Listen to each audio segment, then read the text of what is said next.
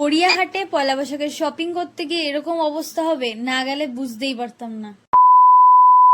Hello everyone, welcome to my channel Royals daily friend. তো আজকে আমি যাচ্ছি গড়িয়াহাট। আর গড়িয়াহাটে যাচ্ছি কেন যাচ্ছি শপিং করতে সবাই বুঝেই গেছো। তা সামনেই পয়লা বৈশাখ, তো আমি চেষ্টা করবো 500 থেকে 1000-এর মধ্যে শপিংটা কমপ্লিট করার। সেটাই তোমাদের সাথে আজকে শেয়ার করবো যে আমি কীভাবে কিনতে পারি। দেখো আমি পুরো রেডি হয়ে গেছি, জাস্ট এখনই বেরোবো। বেরিয়ে ট্রেনে উঠবো, ট্রেন থেকে দমদম, দমদম থেকে মেট্রো করে যাবো।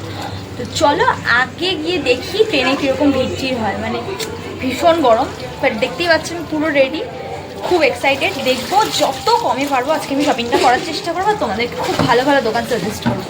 তো ভিডিওটা স্কিপ না করে পুরোটা দেখো। চলো ট্রেনে উঠে দেখাচ্ছে। স্টেশনে চলে এসেছি, বাট ট্রেনে এত ভিড় যে ট্রেনটাই ছেড়ে দিতে হয়েছে। ট্রেন তো অ্যানাউন্স করেছে, দেখা যাক কখন আসে। চলো, জানি না ট্রেনে দেখাতে পারবো কিনা কিছু। ট্রেন থেকে নেমে একবার দেখাচ্ছি। দেন আমরা মেট্রো থেকে নেমে পড়েছি। এখন এই সাবওয়ে দিয়ে যাচ্ছি, প্রচণ্ড গরম। এবার মেট্রো থেকে নেমে পড়েছি, আর মেট্রোতে ভীষণ পরিমাণে ভিড় ছিল। আর আমরা হাঁপিয়ে গিয়ে লাস্টে এখানে বসেছিলাম কিছুক্ষণ। দেন এবার অটোর দিকে যাব। তো চলো বেরোনো যাক। এখন অটো ধরতে যাচ্ছি, উঠতেই পারি।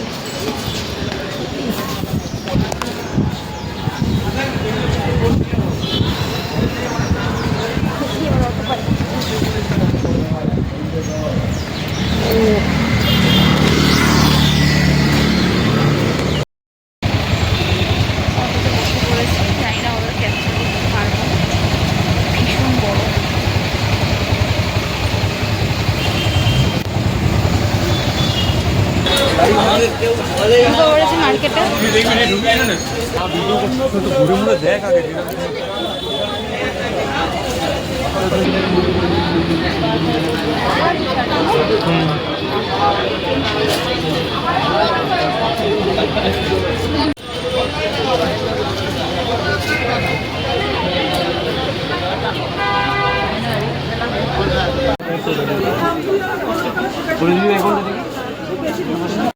প্রথমে ভাবলাম এই জুয়েলারিগুলো দেখবো, বাট এগুলো একটু বেশি প্রাইস চাইছিল, তাই জন্য আর নিইনি। বেশি কস্টলি লাগলো আমার কাছে।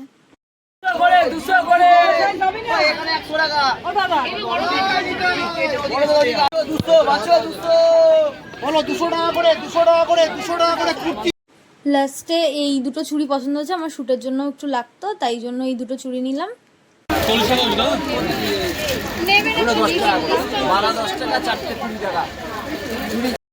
লাস্টে প্রচণ্ড ভিড়ে আমরা চাপাচাপি করে ঠেলা খেয়ে কিচ্ছু না কিনে জাস্ট কয়েকটা জিনিস কিনে এখন বেরোচ্ছি এখান থেকে।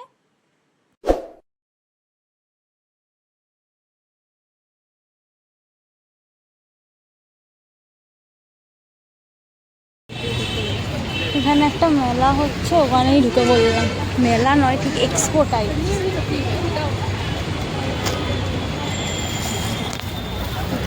Expo type.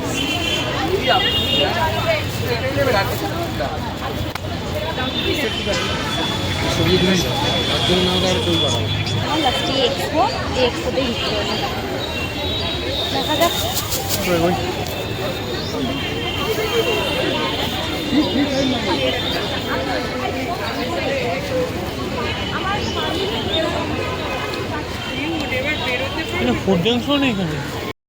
না পেয়ে সব জায়গায় ঢুকছি আর বেরোচ্ছি, সব জায়গায় ঢুকছি আর বেরোচ্ছি।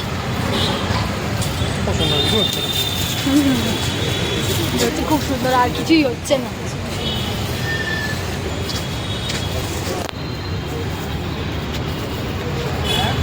আমি গিয়ে কিছু খাই, নালে আর হাঁটতে পারবো না, বুঝতে পারি। চলো কিছু খাই। বেরিয়ে ভীষণ গরম লেগে গেছিলো, তাই জন্য একটু লস্যি নিয়ে নিয়েছিলাম, তো সেটাই খাচ্ছিলাম। একটা ব্যাগ কিনলাম, লুক ব্যাগে সব কিছু।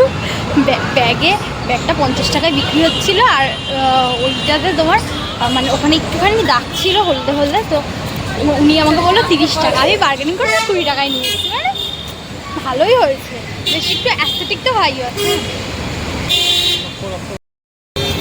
এখান থেকে পিছনের ব্যাকগ্রাউন্ডটা বেশ ভালো আছে, কিন্তু ফটো তোলার প্যাসেজ দেখা যাক এগুলো কখন হয়। ঠিক আছে,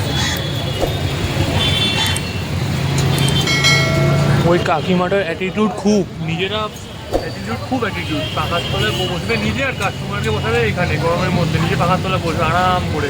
একটু দেখা দেখা দাদা, ওই দেখুন ওই দেখুন, চুল ফ্লেক্স মারছে চুল দিয়ে।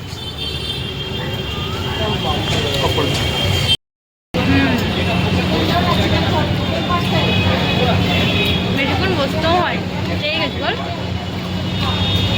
অ্যাটিটিউড হলে কি হবে, সার্ভিসটা ভালো।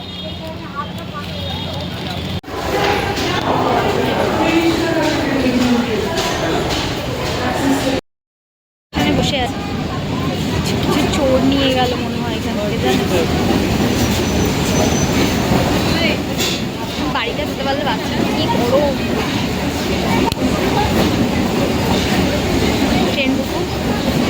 ট্রেন থেকে নেমে সোদপুরে দেখা হচ্ছে।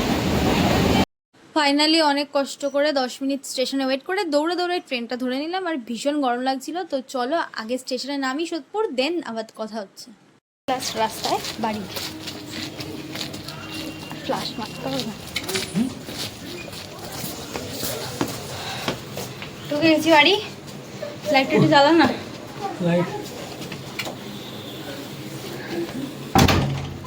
অনেক ঘুরেছি, অনেক ঘুরে ঘুরে মানে তোমাদের পরের ভিডিওতে দেখাবো আমি কি কি কিনেছি। ভিডিওটা ভালো লাগে থাকে অবশ্যই লাইক কমেন্ট শেয়ার মাস্ট, আর সাবস্ক্রাইব করতে ভুলো না এরকম এনজয়মেন্ট ব্লগ দেখার জন্য। চলো পরের কোনো এক্সাইটমেন্ট ব্লগে আবার দেখা হচ্ছে।